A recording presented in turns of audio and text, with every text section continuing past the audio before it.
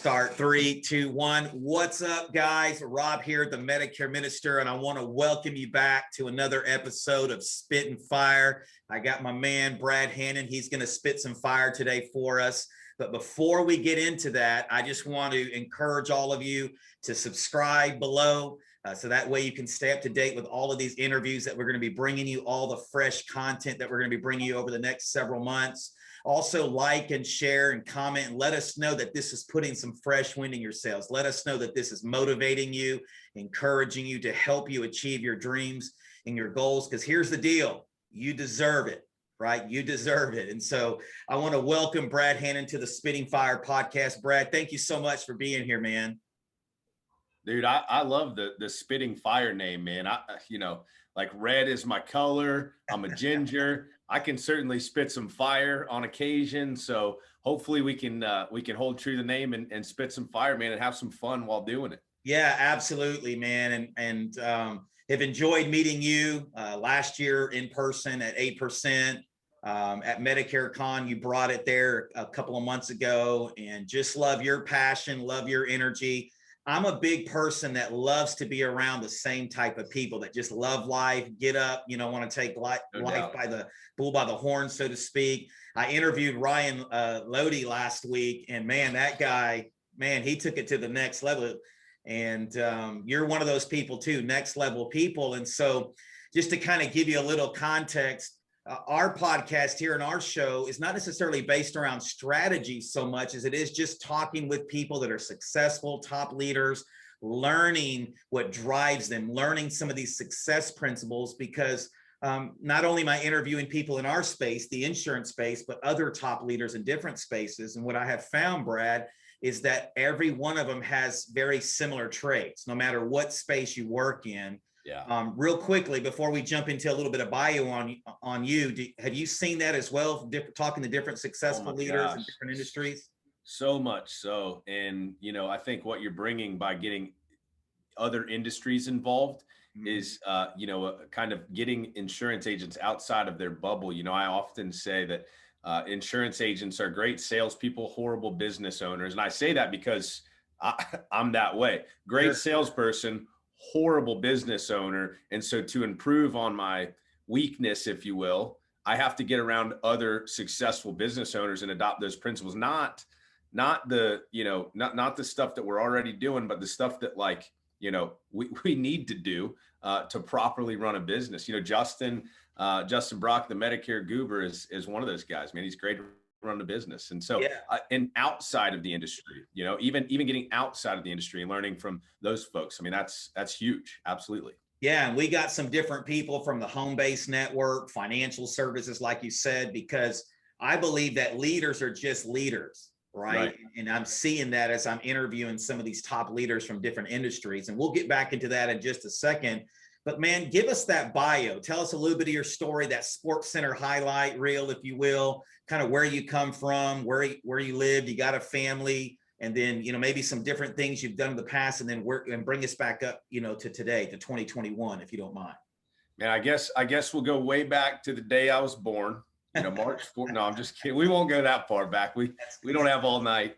Hey, it's Cinco de Mayo. So, we got to get out of here. We got to get out of here for some tacos eventually. Yeah.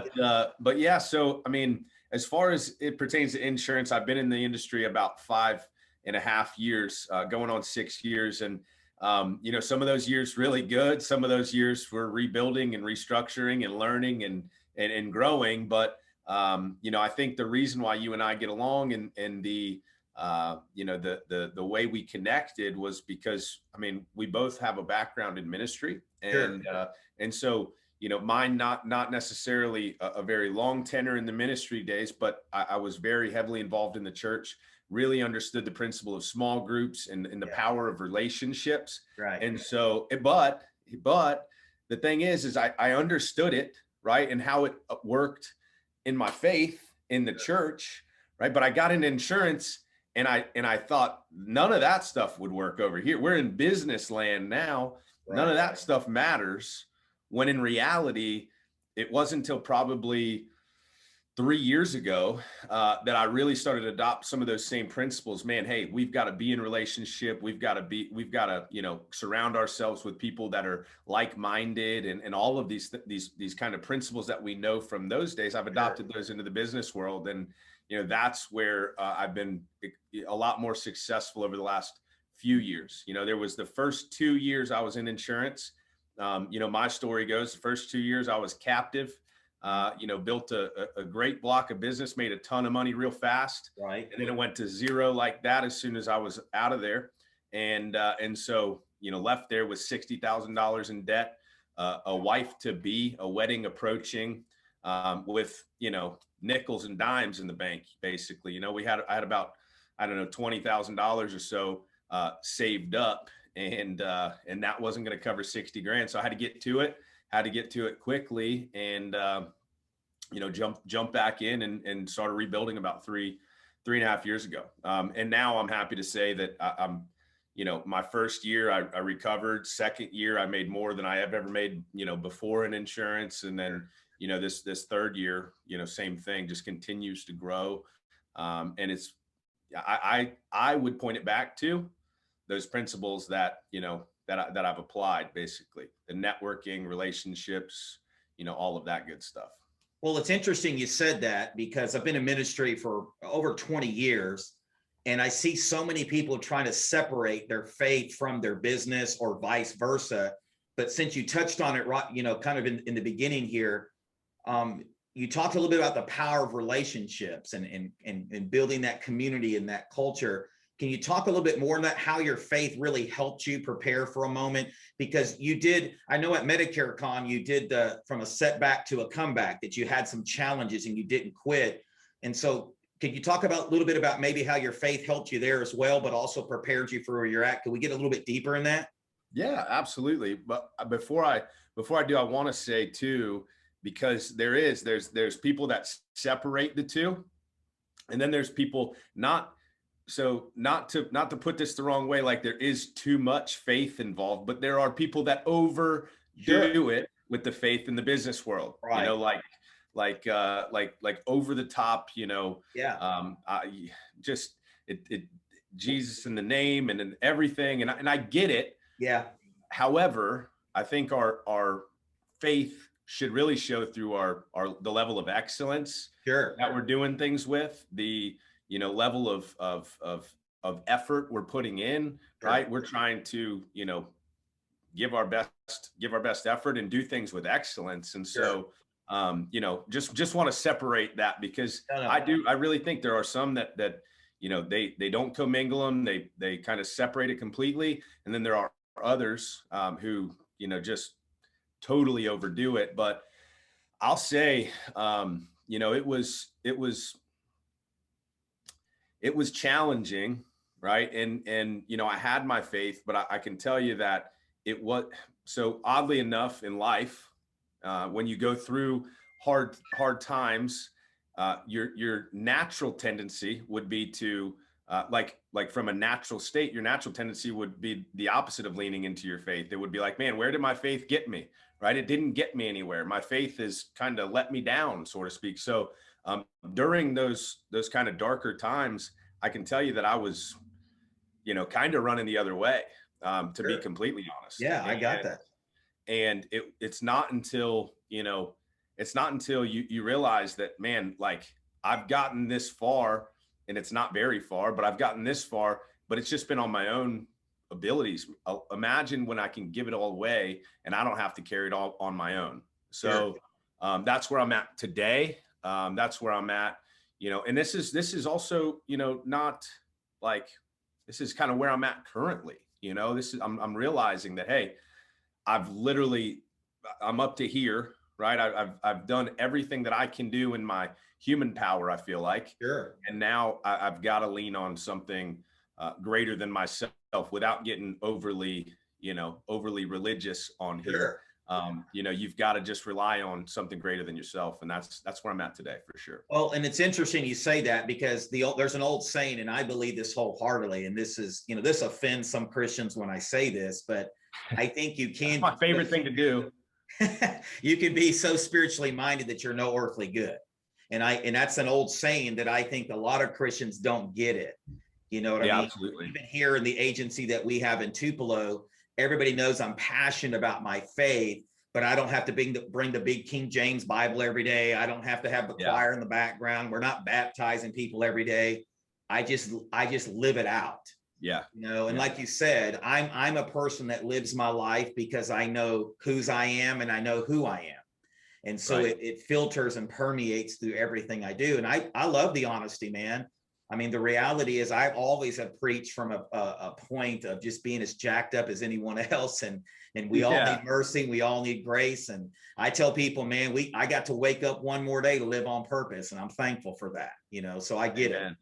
Yeah. Well, and the cool thing is, and I'll just kind of elaborate a little bit too, you know, without getting overly deep and personal, so first of all, as Christians, shouldn't we be like less offendable? I love offending Christians because they should be unoffendable, virtually unoffendable. I mean, that, as Christians. Now I get offended sometimes, so, you know, I'm not perfect either, but just to kind of elaborate, like, I think that my business is flourishing, you know, but you're definitely, without that faith, without that, you know, without the faith, you literally, you're going to be taking from something else, whether it's your marriage, whether it's your family and you're, you know, being a father, being a mother, you know, you're not, because you're not completely and entirely filled up, if you will. And I think that's what I realized more than anything is the strain on my family, the strain on my marriage at times, like that stuff is what, you know, made me feel like, hey man, like I'm doing great in the business world, but I mean, I wouldn't be here without my wife. Literally, actually, wouldn't be here in the insurance industry without my wife, because she freaking recruited me into this business. Oh, wow. So, yeah, I like to say that was her retirement plan. You know, she when really she's not retired. She's taking care of two babies now. One to be in October, and one just turned 2. But she recruited me into this business, man, and it wasn't easy for her either. I wasn't like, I was coming, you know, kicking and screaming into the insurance industry, not wanting to do it. So I definitely give the credit to her there. Well, yeah, man, that's an interesting story. So you started in it, had a few challenges. Kind of tell us now what your agency or what you're doing production wise, so that way some people can just kind of hear how you're leading in a particular space. So we just surpassed over $10 million in premium on the books, which is freaking awesome. I mean, we have a really, you know, a lot like your operation. I feel like we don't have a massive number of agents, right? We maybe have 50 agents contracted. And we maybe have, you know, half of those write a piece of business a month, but the ones that are here and the ones that are committed, you know, they're killing it. You know, one of my guys, Sean, just hit partner. So he just surpassed $1 million in business on his book. And so he got a huge bonus and all of that cool stuff. Took him golfing, and, you know, it's just really cool. In fact, you know, kind of just a side note here. I was working out with him this morning, which that is an accomplishment in and of itself, because he was never going to the gym before. But I was having a conversation with a man, and I was like, you know, it's just crazy because I've always considered you a friend, right? Like you've always been a friend, but you were kind of a friend that I kept at more of a distance, because we weren't on the same path. We weren't going after the same things. We didn't have as much in common. I said, and now I feel like you're one of my best friends, dude, because you've grown so much that like now we're going after the same thing. So man, to see that change in people, and it's been just over 2 years, or just about 2 years now. And to see that change is just freaking what makes it all worth it. So like I said, we got about 25 agents or so writing business, and we mainly do individual under 65. Okay. So we do write group, we do Medicare, we do the occasional life insurance policy, but you know, our niche is certainly focused around that individual under 65 market. And it's interesting you say that about, you know, you talked about relationships and learning that principle early on in those church days, and you brought that into your business, and it seems like it's thriving, and you don't write that much business if you're not good at building relationships and having the culture. But it's interesting to me, and here we go, we're getting on the offending Christian thing again, but I guess we'll just ride the strength a little bit. Is what's interesting to me is whenever I bring up to people in the faith about different tiers of friends, everybody's wanting, well, you got to love everybody like Jesus. Well, yeah, I agree, but Jesus only had 3 in his inner circle. Right. And so I tell people, I have friends like what you said, but I have different tiers of friends. And so I only have friends in that inner tribe, that inner circle. That's that 5, because I'm the sum total of those 5, right? That I want those 5 to be going the same direction, same passion, have vision for their life, goals for their life, want to do something with their life, or already doing something where I want to be. So can you talk a little bit more about that? Like, did you have to make some changes in your life to get there? And talk about the friendships and relationships. Absolutely. Like a lot of the things that I've already brought up, hindsight's 2020, right? So looking back, it's like, oh, okay, I did that. But a lot of times it wasn't like an aha moment, like, oh, that's what I need to do. I need to cut off these friendships and these friends. It just kind of happens naturally, organically. But there's something that a good friend of mine, Nate Offert, actually one of my best friends, Nate Offert, he's just an incredible guy. He told me one time I got to watch out because I can fall into, or I have knight in shining armor syndrome, I think is the way he put it, where, you just want to rescue everybody. Like you just want to ride in like the knight in shining armor and say, hey, listen, I too have known months that had more months than I did money. Right. Like, I too have scraped freaking change off the floor of my truck to buy a double cheeseburger at McDonald's or whatever. You know what I mean? I've been there, I've done that. So, hey, I can grab you where you're at, and I can scoop you up, and I can, make you a success story. Right. No, it doesn't work like that. And it's the same, we're on this faith train. So we'll just, like you said, keep riding it. It's the same thing as if you've got your freaking Bible and someone's not ready to receive, and you're just beating them over the head with, hey, you shouldn't be doing that. The Bible says this and the Bible says that. And now you're just pushing them away. You know what I mean? You're really doing the opposite. So if I'm going to some of my friends and I'm saying, dude, hey, listen, man, love you to death, but like, you shouldn't be, with all that downtime, you should be doing something with it. Hey, you should be striving after more. Hey, you should be like me. What are they doing? They're like, no, I'm going to be the opposite. You know what I mean? I'm going to go in the opposite direction. So, it's just so funny how all of this stuff kind of commingles, man, and interweaves itself into, the faith and business, like we were talking about. Well, and I've talked about this with other leaders that I've interviewed, and this as well. We don't attract what we want necessarily. We attract who we are, and years ago, when you look back at your friend circle and you go, wow, man, what was I thinking, and then now you look at that inner circle. It's a totally different circle because you've evolved, you've grown. And so, I've been very particular about who I hang out with, not because I'm one of those arrogant douchebag pricks, you got to have a VIP access to get in, but it's got to have a badge. Yeah, there you go. You got to have a badge, but it's just simply one of those things that I wasn't a good steward with my relationships. You know what I mean? I wasn't a good steward with my success because I wasn't ready for it. And as I've grown, I've gotten to become a better steward of the success that God has given me. So I love you speaking into that. Let me ask you something. What do you think makes someone successful? If you were to define success, what would you say would make someone successful? I know there's a lot of answers, but just something that comes to mind to you. The first thing that comes to mind is just is a reckless abandonment for that success, right? Like they're not going to take no for an answer, and they're not going to quit. So, and I just had lunch with a couple of agents, and I said, hey, listen, guys, you are some of the most committed agents that I've had a pleasure of having on the team. You guys are here every day. You're here late.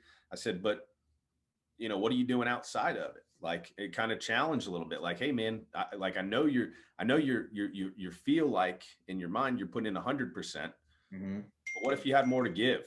Would you give it? And they're like, yep, I would. Like when have you gone and garage sailed on the weekend to make money to buy more leads?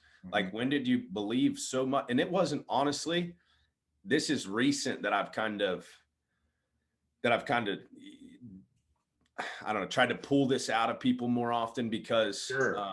I just believe that people naturally, when we feel like we're giving 100%, we often have more in the tank. And I know that's been true in my life. And Right. actually, there was a really cool story. If you guys are watching this and you weren't at the last SWAT, I'm about to tell you that you've got to be there. Rob, you're in 100%. This thing is right up your alley, buddy. It's the best training conference I've ever had the chance to attend. And I've attended a lot of conferences, both in the faith side as well as, Sure. on the business side. But Right. to get to the point, I believe that people aren't giving 100%, when they feel like they are sometimes. And there was a study done, and I'm probably going to butcher this a little bit, but there was a study done where they had like 3 or 4 cyclists, some of the top cyclists in the world, race themselves on a virtual track. So they raced on a bike standing still on a virtual track. And then they raced once. They got their best possible time. They said, hey, we're going to let you run one race. We want you to give everything you got. Don't leave anything out there. Just put it all on the track, right? And we want to get that time. And after they got done, they said, all right, now, and obviously they probably rested and things like that, but now we want to race. Now we want you to race yourself, right, in the shadow, kind of like back in the day, like Mario Kart and Right. some of those video games where like you were racing kind of the ghost racer, right? So the second time around, they would be racing themselves on the best time they ever had, right? Every single time. And I don't know whether it was 3 or 5 times, but every single time they raced against themselves, they beat themselves from the previous heat. But this is the coolest thing. They didn't just beat themselves. They weren't told, but they increased the speed of that racer by 2%. So not only did they beat their best time, but they beat their best time that was increased by 2%. They just didn't know it. And so a lot of times we put these limitations. I heard that story and I was like, holy crap, man, I'm probably giving 70%. Like I got more. I gotta have more. You know what I mean? In everything. My relationships, my business, this is not just, the agency. This is like life. Yeah, absolutely. And it's interesting as you've talked about it, and what has a mentor done for you? Because you talked about having a mentor, and I hear that a lot. What has a mentor done for you, or why do you believe it's important? I have a weird tendency, right? And I'll call it weird. Like I'll call it I see somebody that has what I want, right? And I did it in the ministry days. I do it in the business world. I see somebody that has what I want, and it's almost like an instinct kicks in, and I will do whatever I've got to do to get what they have, like to get the knowledge they have, right? Including pay for it, right? I spent probably, I'm no Josh Lustig. I didn't spend $100,000 last year in coaching, but I certainly invested, $30,000, $40,000, $50,000 in coaching and personal development. No doubt I invested $50,000 in coaching and personal development last year, but I get around leaders that I want to learn from, and I have an ability to kind of develop a relationship. And a mentor, it was never, I think that sometimes that mentor can be a Christian thing. Right. So a lot of Christians will connect with that. And then a lot of people outside the Christian faith will look at like, well, that mentor, that's weird. Well, then call it a coach, call it a buddy. Like what, don't do that, because that kind of diminishes the relationship. But, a mentor, a coach, whatever you want to call it, you've got to find somebody that is where you want to be and has the things you have. And it doesn't have to be everything. And you can have mentors and coaches in different spaces, man. If I know somebody that's a phenomenal husband and that's where I need to spend some time, I'm going to go find somebody, say, hey man, your wife is always smiling. You guys are just always happy, dude. How do you do it? You know what I mean? And you've got to have some humility to be able to do that. Yeah. You really do. Yeah, man, bro, you're spitting some fire now, man. That's what it is. I love when you said, even if you got to pay for it. I don't know why so many people are scared to invest in themselves. But you know this, when you invest in yourselves and you get in the room with those folks, man, it's like a shortcut almost. It's like a 100%. hack, if you will. You know what I mean? You're just soaking it all in. And I've always been a firm believer going to 8%, Medicare con, other things that I know I'm going to be at in the future, that if I can just learn one or two gold nuggets, man, leave away from there, I know it's going to take me and my business, my family, whatever, to the next level. Would you agree with that? Oh, I mean, I couldn't agree with it anymore. And as far as the shortcut goes, I mean, listen, you're going to by not paying for it, you're going to cost yourself more money. And that's just like, that's a fact. And so the person, I mean, Josh Lustig's a great example. Look at the kid, he's killing it. You know, that he took a shortcut. Yeah. Guess what? That shortcut just so happened to be a chunky little investment, right, into himself, but that's the best investment you can make. So, you know, it may seem a little risky, but I think it's the safest investment that you can make. I mean, so much so that you know, people ask me what I'm investing in, and I'm like, man, you know, I'm investing in me still. Like I'm investing in me so I can invest in everything else when I get there. So I'm dabbling in a few things here and there and trying to be a grown up, but I'm still investing heavily in myself for sure. And why do you think why do you think so many people struggle to invest in themselves? What do you think keeps them from doing that? Do you have any idea on that or any perspective? Man, I think it's just another limiting belief. I think it's simply the, you know, it won't be worth it. It's, you know, like I'll figure it out. Like they just don't see the value, and maybe they got burnt in the past. I mean, maybe they invested somewhere where they didn't get a return, and you know, I don't know, but I hope they listen to this podcast, and I hope they if they take one thing from it, it's the fact that they need a coach, right? Everybody needs a coach in life.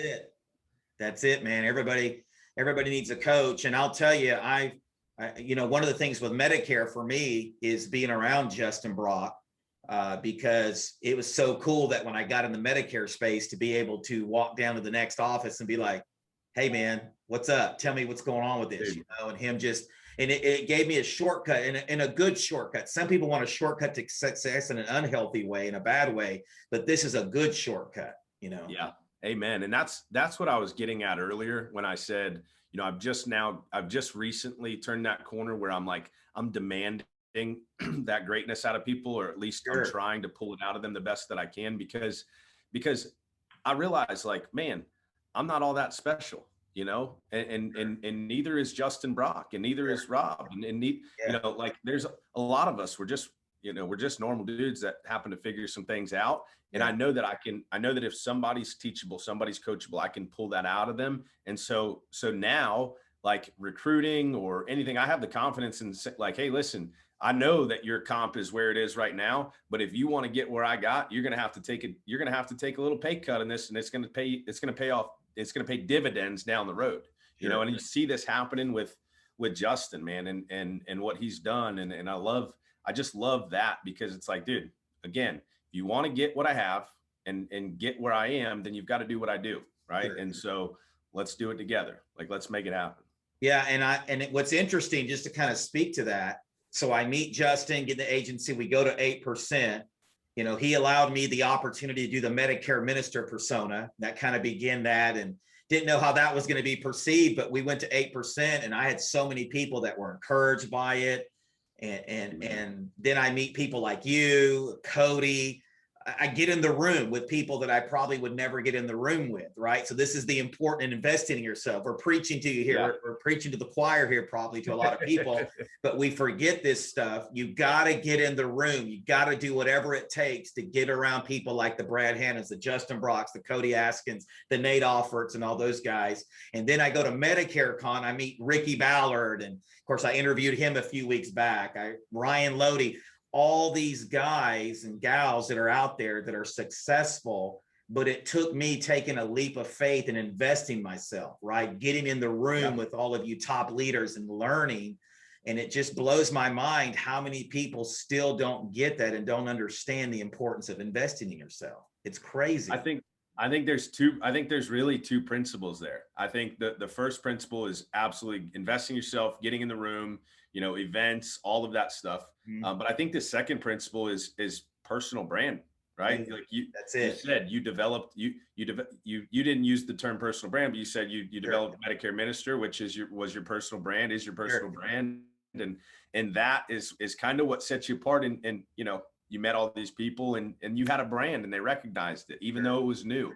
And you know, what's funny is I've done a lot of this stuff by accident. Like I said, I mean, before, I just kind of, hindsight's 2020. You do it, you look back and you say, man, that was the best thing I ever did. I didn't know it at the Right. time, but that Right. was the best thing I ever did. And Right. then you fast forward and you're like coaching an agent to do that. You're like, hey man, you got to get yourself out there. Take this freaking phone. One thing I've been hounding on is, hey, take this phone, look at it, look at the camera facing you, and just talk to it. Like, just connect. That's how you're going to connect with people and start to develop your personal brand. And now I'm seeing the fruit of that. And for like, I don't even know how long, as I'm building my personal brand, Sure. I'm not even coaching my agents to do it necessarily, because I didn't realize the actual value and impact. And I spoke at SWAT, and I talked about one of my points was uniqueness, right? And Sure. I think that so often we forget that we've all been through something that, man, somebody is going to connect with. Like you might not reach thousands, Sure. you might not reach hundreds, but if you reach tens, Yeah. right? Is it any different? Is that any worse or whatever? Like, you've got to get your story out there. You've got to share your uniqueness. Sure. Don't be weird. Yeah. Unless that's your thing. Cool. And then, rock it, dude. Who cares? Yeah. Dude, that's spitting some more fire here, man. We're about to go to church. You need sound effects. You need sound effects. That, or someone to help me have like pyrotechnics in the background every Yeah. time something happens. I'm not quite at, maybe Brad Lee will watch one of these one day and contribute to the Medicare Minister Fund and help me get that extra there you go. stuff that I need. But it's interesting that you say that, because I say it this way: we all have a superpower, man.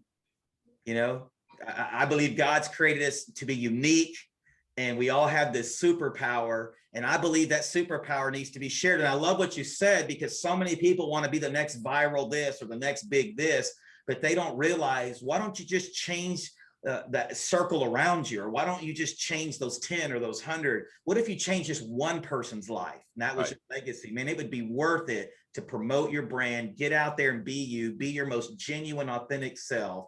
And I love that, man. I'm big into branding and being unique. Well, I am too, now that I know how well it works, but prior I had no idea. And so if you're watching this and you're like me and you don't see the value in it, just take it from me, man. I didn't see the value in it either. In fact, funny story, I told Landon McCarter, right? Secure Agent Marketing. They did all my personal brand stuff. They really are kind of the brain power behind a lot of stuff, man. They've helped me out tremendously. Love those guys. And and when we first had the conversation, well, are we going personal brand, or are we going agency brand? I'm like, well, I mean, I definitely need to start with the agency brand, because that's going to then fund and kind of be the platform for my personal brand. That's backwards. It's ass backwards, right? Yeah. Excuse my French. No, that's all right. You have control of your personal brand, right? It's who you are. It's what you've done. It's all of these things. And so you can take that and take action right away. Your agency, man, if you just started, if you got 3 clients, 1 agent, I mean, how are you going to build a brand around that? You're going to look, and I see this all the time, right? I can almost spot it and see right through it. You see somebody, you see like an agency website or whatever, and you're like, man, they made this on WordPress. Not that that's bad, but like, they made this on WordPress. There's no about me section.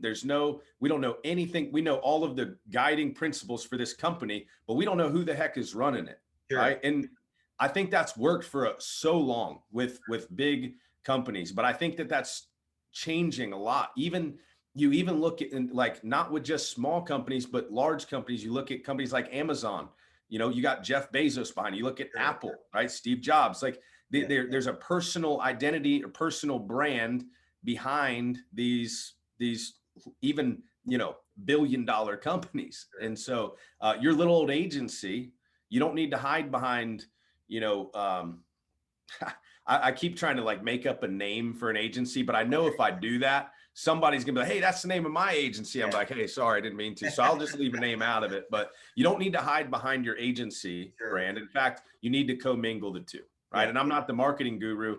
I'm just talking about what's worked for me, you know? Well, and that's one of the great things that I loved about working here with the Medicare gurus, because Justin has allowed me to lean into my own brand.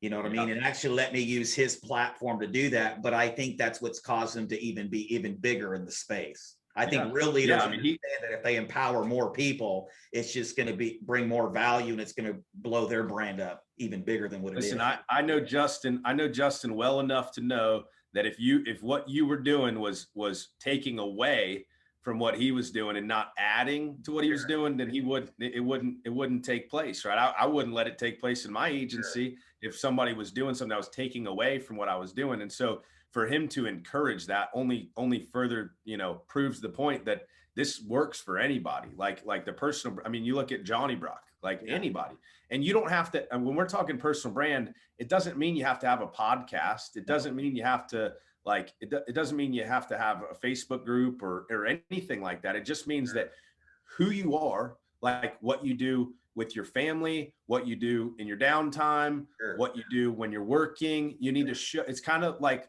the behind the scenes of Medicare Minister, or the behind the scenes of Elite Performance Insurance Company, right? Epic. So that's the whole deal. And if you didn't catch that, that's the new brand that's rolling out, because I built my personal brand. Now it's the agency brand, which is going to be Epic. Elite Performance Insurance Company. So how did building the personal brand, because I'm the same way, like I didn't know all about that either, you know what I mean? And then I started leaning into it. I thought, oh, nobody's going to listen to these things. I love motivation. I love inspiring. I call it putting fresh wind in people's sails. And then I thought, and then you go to 8% and people are like, Medicare Minister, man, we love that. Hey, keep doing what you're doing.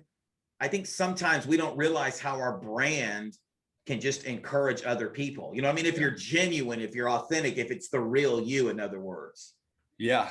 I mean, I think it started the same way for me. It just kind of started. Well, I mean, it started as like, hey, I want to, you know, put the knowledge that I have out there for people. And even though it can make you a little nervous, right? You don't know what people might say or whatever. You get over that really quickly, I promise. But because then you hear the positive feedback, you hear the good stuff, and that's when you really, you know, we'll start to see the results of it, you know, and feel better about what you're doing too. I mean, that's one of the best things is I feel like regardless if an agent is on my team or not on my team, the content that I'm putting out and the community that I'm building and the, you know, the agents that I'm investing into are changing the industry a little bit. And I think anybody's crazy if they feel like they don't want to, you know, leave a mark on the world a little, you know, whatever, or even just the insurance industry. You know what I mean? I want to leave my mark.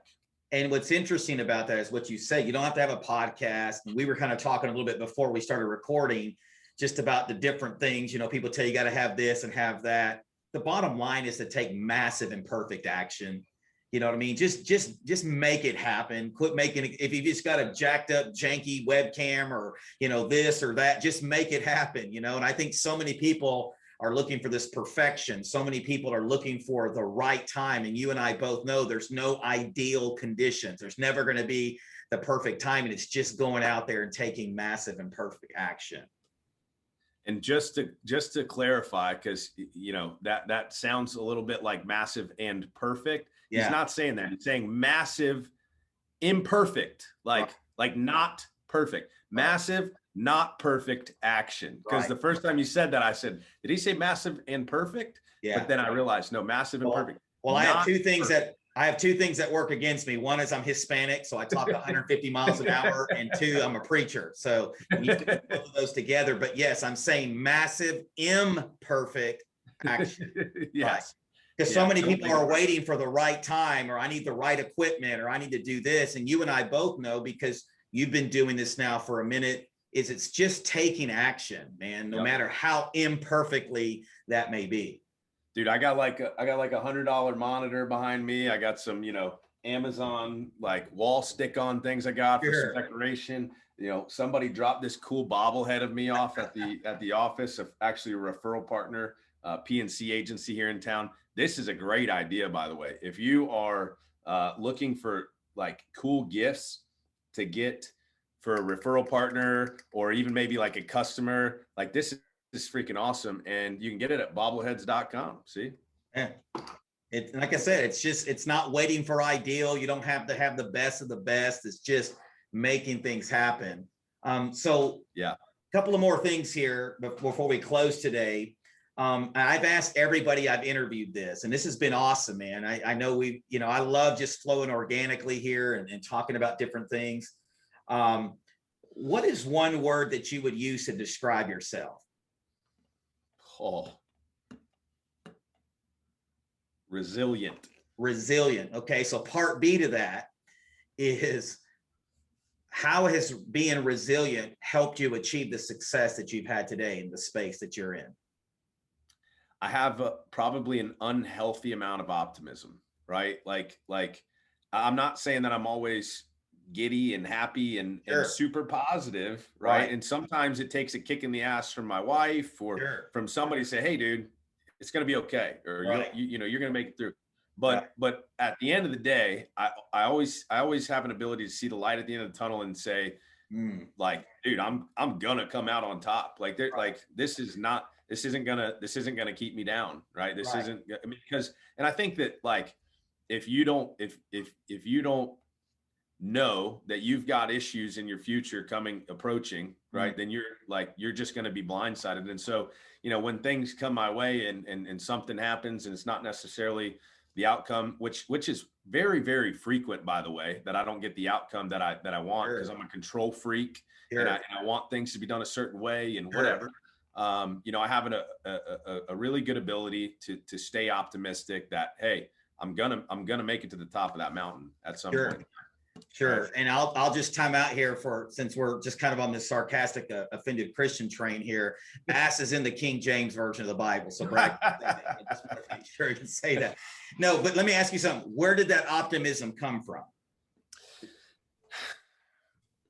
I mean, I think that it comes from, overcoming a few times. Like, I think that you've got to go through a couple of tough times to prove to yourself that, you still got it, or you can make it, or you can get through it, or whatever. So, I've had, and I don't like, I mean, man, I know some people that have had much less fortunate situations. You know what I mean? Heck, I spent a month in Africa one time where I got to see firsthand, people in much worse situations, but it wasn't easy still. Like it wasn't an ideal situation. And I came out on top. And you do that enough times and you realize like, hey, this is just a season. This is just a growing experience. And you start to look at these things. I remember specifically when I left that captive agency, and I mean, I walked away from $500,000, $750,000, it's like, I mean, like in renewals and all of that. So, it was tough. I had a team, I had probably 15, 20 agents that, I wasn't taking with me, all of that stuff. And so, I remember having a really tough time with it for a day or two. Right. And then I got through that kind of downtime.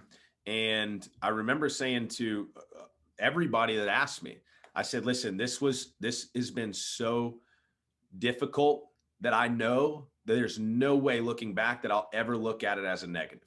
And they're like, what do you mean? And I mean, the amount of growth, what has caused, me to feel this way will be the certain, reason that I never make the same mistakes. And, it's going to be a good thing. It's going to be like, this is going to be the worst thing that ever happened to me. And I'm happy to report that it was, for sure. Yeah. It affects the way that I lead my agency. It affects the way that the way that I wake up every day and all of that stuff. So it's been awesome. I like to say it this way. and whether it's God, the universe, I'll just use God because that's what I'm passionate about. If it's the universe for you or whatever, that's fine. But I believe God does his best work in us through those tough seasons. I believe we grow the most in those tough seasons. And for some reason, we have this false belief that some of us are immune to suffering and to pain and to going through tough seasons, when the reality is to have that kind of perspective, and say, okay, I'm going to grow from this. I'm going to learn from it. And then here you are, however many years later, and you're being blessed and you're blowing this thing up. I know in our space, I see you everywhere. So kudos to you, man, for using it as a platform instead of allowing it to be a prison. Right. And, hey, that's good, right? Yeah. Let your mess become your message. Yeah, that's it. That's it, man. We're about to break the choir out in the handkerchiefs and start sweating profusely right here. So we're at the So let me ask you this real quickly as we close. And Brad, thank you, man, for being so generous with your time, bro. I know you're a super busy guy, and I'm very humbled that you'd come on with me today. Give us some advice, spit some last minute fire here. Like if there's somebody out there, whether it's in the insurance space under 65, like you're in, or Medicare, like we're in, or just whatever the industry is, give some Brad Hannon advice, some success advice, if you will, to help maybe someone who's just looking to step out and create a different life for themselves. Can you share just a few things as we wrap up today?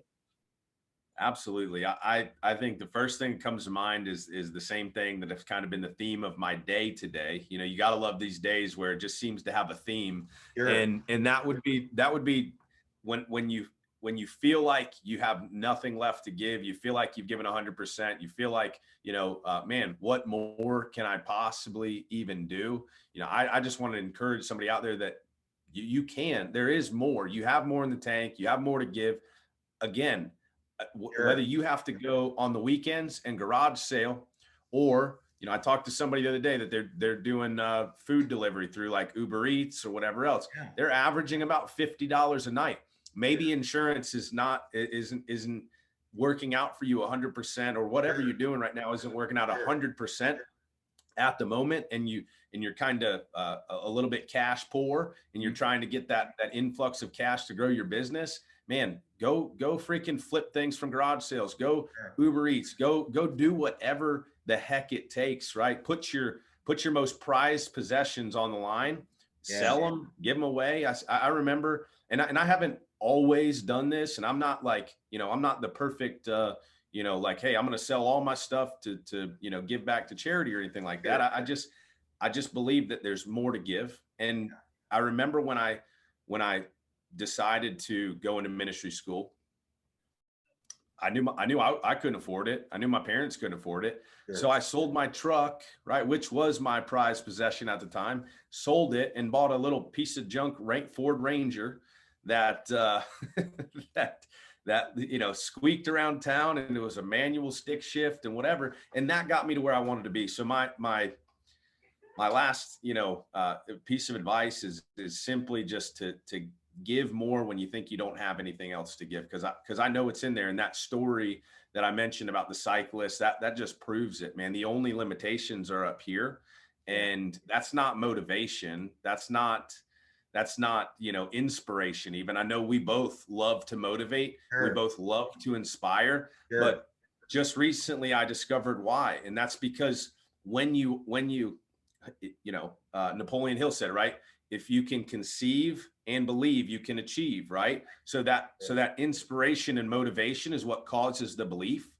And that belief is what allows you to reach that mark, whatever that mark is for you. And so the motivation, the inspiration is not just airy fairy stuff, as some people like to say. That sure. Motivation and inspiration is what's going to cause you to have the belief to do the thing that you want to do, whatever that looks like. So.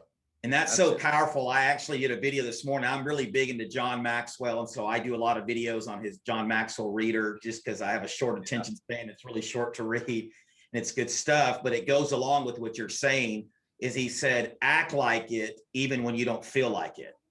Right. Amen. And I told our people this morning, as we do a morning huddle here, I said, listen, quit letting your feelings command your day, and you command your feelings. Amen. Right. And so many people never make it. You know this, Brad. So many people never make it because they let the feelings get in the way.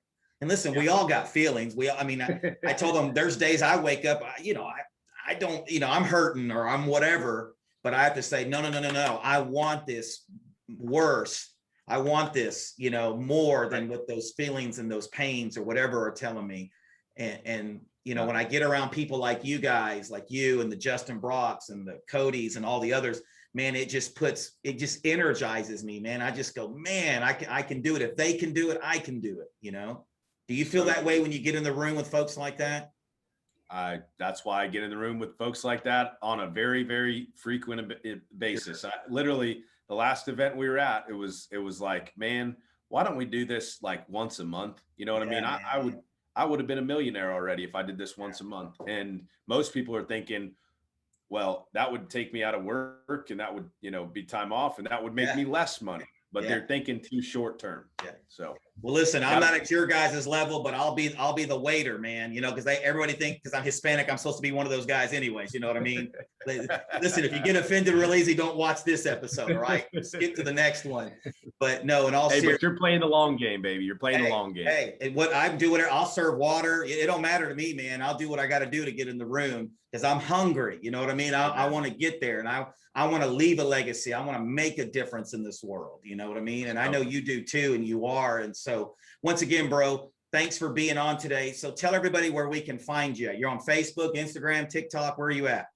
Yeah. So, not TikTok, man. I got to get on there, but I've just been so hesitant, man. I don't, people stealing all my info, whatever. You can find me at bradhannon.com. Facebook's just Bradley Hannon. And then Instagram is B_Hannon. Easiest way if you want to connect is just bradhannon.com. And then there's a connect form there. So let me know in the notes that you saw this or whatever. And I'll be happy to reach out. Yeah. And you're also pumping out content on YouTube too, right? And you're doing some YouTube stuff. Yeah. So my Facebook group, Health Insurance Hustlers, dedicated to individual under 65. And then my YouTube channel is just Brad Hannon. And we're putting out 2 or 3 videos a week specific to, insurance and everything to do with insurance in the under 65 market. Well, I'll just say this. If you're looking to get into the under 65 market or need some advice, this is like the guru right here, man. You need to connect with him and reach out to him. And once again, Brad, thanks so much for being on. I want to just encourage all of you guys one more time, subscribe, comment, like, share. Would love to hear back from you that this is putting fresh wind in your sails, that this is encouraging you and helping you pursue your dreams. Until next time, we'll talk to you guys soon. Make it an awesome day.